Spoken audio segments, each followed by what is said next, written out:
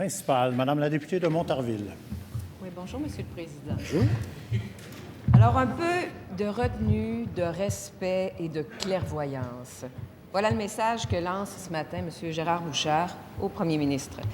Comme beaucoup de citoyens du Québec, M. Bouchard s'inquiète des conséquences de l'augmentation des seuils d'immigration à 60 000 personnes par année, comme le souhaite le Premier ministre. Il s'interroge, et je le cite, sur les conséquences qui pourraient s'en suivre pour l'avenir culturel du Québec. Et il ajoute: je trouve particulièrement injurieux qu'on impute à des relents d'intolérance ce genre de préoccupations pourtant des plus légitimes.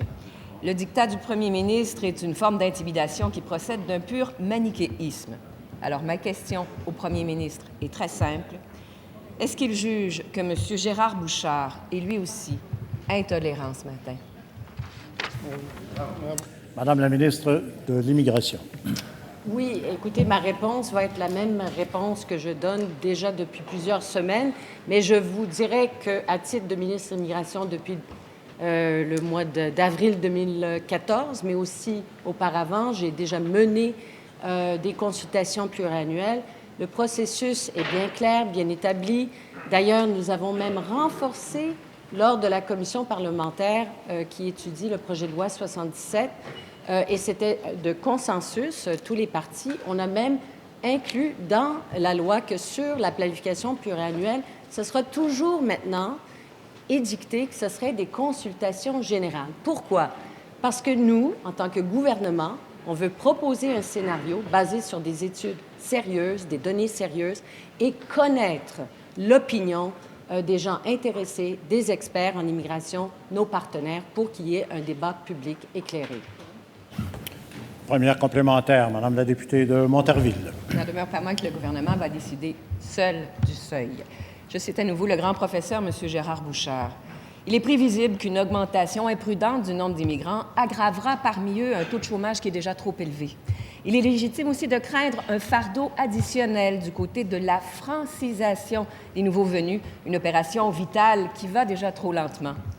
Est-ce que ça aussi, Monsieur le Premier ministre, c'est être intolérant? Madame la ministre de l'Immigration. Vous savez, je suis un peu perplexe, j'ai eu l'occasion de le dire hier en débat, parce que là, la CAQ nous demande de prédéterminer notre cible pour l'année prochaine et les prochaines années avant d'aller en consultation. Pourtant, je réitère, et d'ailleurs je l'ai répété beaucoup en consultation publique sur la consultation article, ou pas la consultation, mais l'étude article par article du projet de loi 77, que j'avais vraiment l'intention, le gouvernement a vraiment l'intention d'aller en consultation pour connaître l'opinion de tous sur les volumes qui seront proposés. Mais là, dans la motion de la CAQ, il nous demande de déterminer la réponse avant d'aller en consultation. Je suis perplexe. Deuxième complémentaire, Madame la députée de Montarville. Oui, la ministre n'a pas compris qu'on demande d'attendre avant d'accueillir d'autres personnes.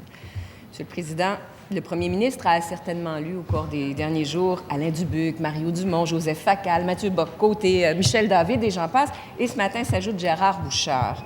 Ils nous disent tous que se poser des questions sur notre capacité d'accueillir plus d'immigrants, c'est un débat légitime. Alors, est-ce que le Premier ministre va tous les accuser de souffler sur les braises de l'intolérance? Madame la ministre de l'Immigration. Tout ce que je peux plaider, Monsieur le Président, maintenant, c'est patience. Un peu de patience. Le gouvernement souhaite faire les choses dans l'ordre. D'abord, nous procédons, et ça va très bien, d'ailleurs, je soulignerai, Monsieur le Président, à une réforme majeure de notre système d'immigration.